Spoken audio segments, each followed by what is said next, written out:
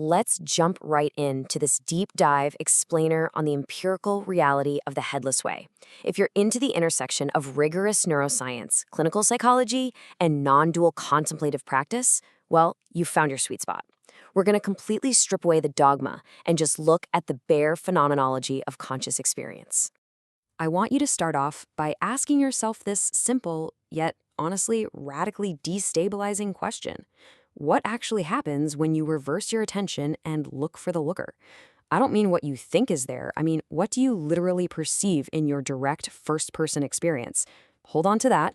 It's basically the key to the whole shebang today. To really grasp this deceptively simple technique, we're going to cross-examine it through 6 specific lenses.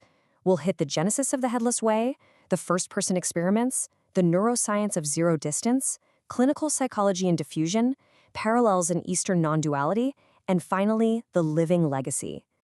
Section 1. The genesis of the Headless Way, from fundamentalism to phenomenological breakthrough. So, Douglas Harding's method was uniquely rooted in this deep rebellion against strict sectarian conditioning. He was actually raised in the exclusive Plymouth Brethren, which is a fundamentalist Christian sect with, let's just say, some pretty severe intellectual censorship. But that dogmatic upbringing totally catalyzed his lifelong commitment to empirical, first-person verification over blind theological assertions. Fast forward to 1942, he gets incredibly inspired by physicist Ernst Mach's famous drawing of his own visual field.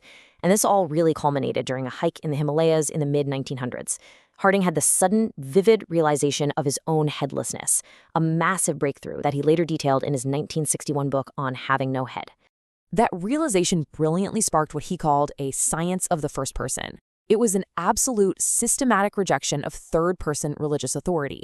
Harding's whole thing was, you are the sole and final authority on you. He completely threw out the whole guru model, emphasizing a strictly empirical approach to self-discovery. Basically, test the claims for yourself. Section 2. The first-person experiments, discovering zero distance. Okay, this brings us to the famous pointing experiment. I invite you to focus on this and get ready to literally trace your attention straight back into the void. And just to be clear, this is not a visualization exercise. It is a profound phenomenological reduction. Let's do this together right now. Step 1. Point at some objects around you in your environment. Notice that they're objects out there in space. They have shape, texture, color. Step 2. Point to your own legs, your belly, your chest. Notice they are also objects in space, right? Okay, step 3. Now, point back to where you are looking out from. What do you actually find there? As you do this, notice that, visually speaking, you absolutely cannot see your own head. There is just an open, boundless gap. You aren't looking out of a meat and bone head, you are looking out of a vast emptiness. The crucial point here is Harding's schema of distance. Think about it. Viewed from outer space, you're just an infinitesimal speck. Up close, you're a human being. At the subatomic level, you're mostly empty space. But the headless experience, that's the point where we are at zero distance from ourselves. And at zero distance, that customary view of the self as object just goes completely missing. You become the boundless capacity for the world. Inside becomes outside, and outside becomes inside.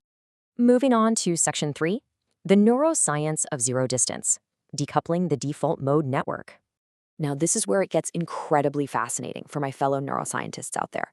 We know the default mode network, or DMN, is the neural correlate of our narrative egocentric self. Well, this sudden act of turning the light backward during the pointing experiment is hypothesized to cause a rapid, functional decoupling of 2 major nodes. You've got the anterior node, the medial prefrontal cortex, which builds your historical self-concept, and the posterior node, the posterior cingulate cortex, which builds your spatial egocentric orientation. When those disconnect, it literally suspends the illusion of a localized egoic controller sitting right behind your eyes. Plus, by isolating variables, this practice halts the brain's predictive coding priors, like that deeply conditioned, stubborn assumption that you definitely have a head in your direct visual field. Section 4. Clinical Psychology and Diffusion. ACT, RFT, and the Observing Self. In relational frame theory, human cognition relies heavily on perspective-taking relations, which we call dyectic frames, specifically the here-there frame. Well, the Headless Way hacks this directly. By reversing the here-there frame, you suddenly realize that here is actually an empty capacity, and there is where the physical body and the rest of the world reside. It fundamentally shatters your cognitive fusion with the physical self. And this maps so brilliantly onto acceptance and commitment therapy, or ACT. ACT draws a hard line between self as content, which is that fused narrative like I am an anxious person, and self as context, the stable, transcendent viewing platform. The Headless Way visually, viscerally demonstrates self as context. It can rapidly transform a client from a fused, suffering narrative into this stable, empty, observing vessel where somatic sensations of anxiety just arise and pass through without sticking. It's a real game changer. Section 5. Parallels in Eastern non-duality, Zen, Dzogchen, and the original face. Harding himself totally recognized that his discovery shared a profound family resemblance with Zen, Dzogchen, and Advaita Vedanta. I mean, the experiments directly echo those ancient Chan instructions to take the backward step. They also deeply overlap with Dzogchen and Mahamudra techniques where you point awareness back at awareness itself.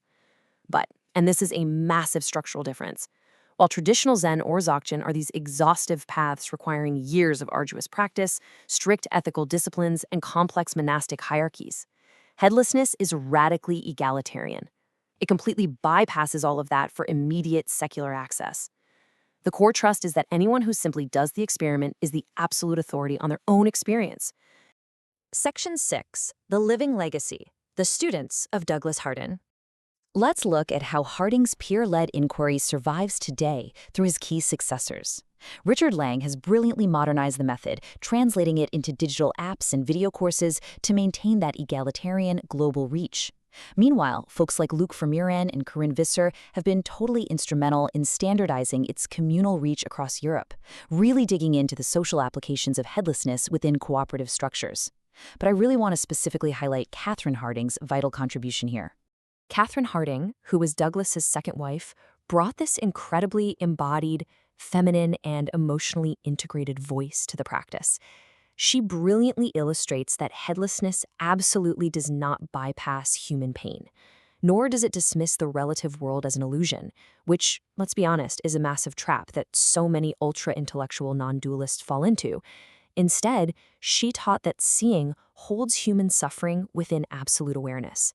The relative reality of our pain and the absolute reality of the empty container are, as she put it, two within one. It's beautiful.